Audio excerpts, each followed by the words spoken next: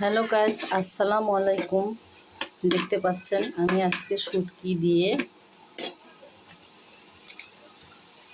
শুটকির মধ্যে এভাবে লবণ, মরিচের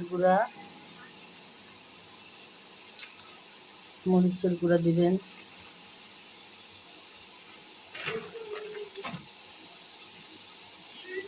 হলুদের গুঁড়া দিবেন,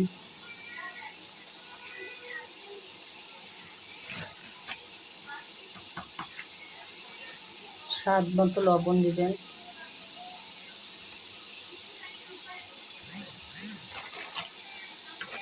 লবণ দিয়ে ভালো করে নাড়াচাড়া করবেন।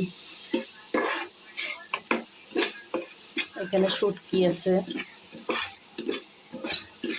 শুটকি দিয়ে সুন্দর করে আগে কষাই নেবেন। কষাই নিয়ে ওখানে একটু পানি দিবেন, পরিমাণ মতো পানি দিয়ে সুন্দর করে কষাবেন।